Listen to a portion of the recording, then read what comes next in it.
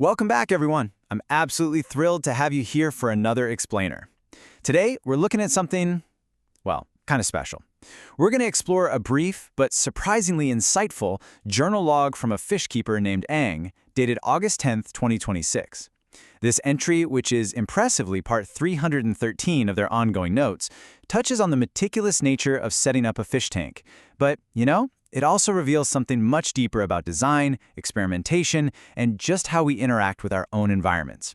So, get comfortable, focus in, and let's unravel the art of substrate experimentation together. Okay, let's dive into this.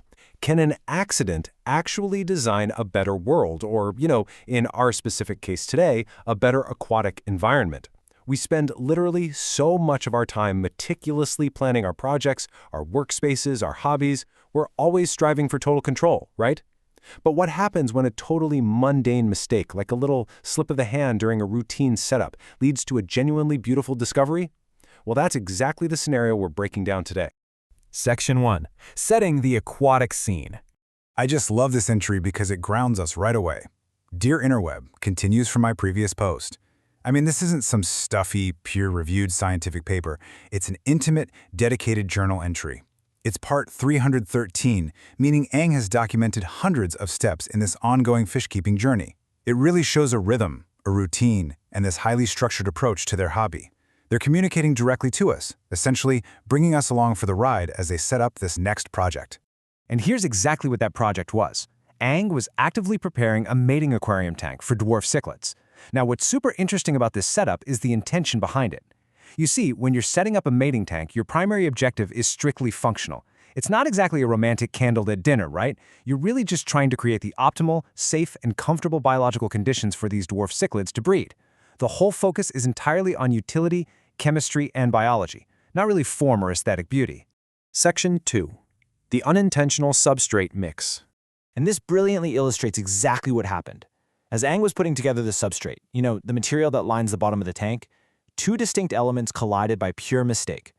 On one hand, we've got fine sand, and in the other, some existing vibrant red substrates. Ang unintentionally mixed the two together. Now, usually, in a highly controlled environment like a breeding tank, mixing materials unintentionally might cause a total moment of panic. You'd probably worry about how it's going to affect the water parameters, or if it just completely ruins a carefully planned layout. Section 3. A surprising aesthetic result.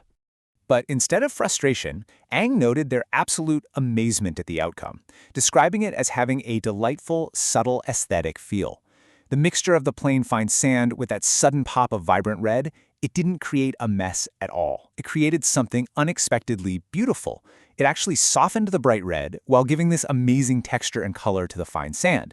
The purely functional task of laying down a substrate suddenly became this exercise in visual design, completely by accident.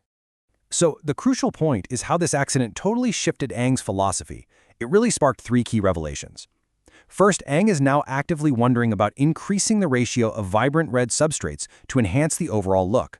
The accident actually sparked a brand new design idea. Second, they explicitly acknowledge that they are not really into aquascaping, meaning they don't usually care about the artistic arrangement of the tank. But third, and I think this is the most important part, they realize that tiny changes can drastically improve the overall aesthetic of the environment. Even someone who claims not to be a designer can profoundly appreciate and learn from these little micro-improvements in their surroundings. Let's move to Section 4 and see how this builds. Future aquascaping plans. The mark of a truly great learner and honestly a great fish keeper is taking an accidental discovery and intentionally applying it to future endeavors. This timeline perfectly maps out the evolution of that idea. In the previous posts, it was all about routine, ongoing notes. Then in the present day, we have this functional mating tank experiment that led to the accidental discovery of that subtle aesthetic mix. And now, looking to the near future, Emmett notes that this is absolutely something worth exploring for the new tank they're currently preparing for their next pair of dwarf cichlids. The mistake has literally evolved into an intentional design strategy. They're going to experiment with higher ratios of red to sand. The function remains, but the form? That's been permanently elevated. Which brings us to our final thought for today's explainer. When was the last time an unintentional mistake improved your environment? Ang's journal entry might be a super niche note about dwarf cichlids and sand, but the takeaway is completely universal. Whether you're arranging your desk, writing some code, or just setting up your living room, Sometimes the absolute best layouts, the most delightful and subtle aesthetic feels, come from the things we didn't plan at all. So keep your eyes open for those happy accidents, and please, don't be afraid to let a mistake shape your next great design. Thanks so much for joining me, and as always, keep learning.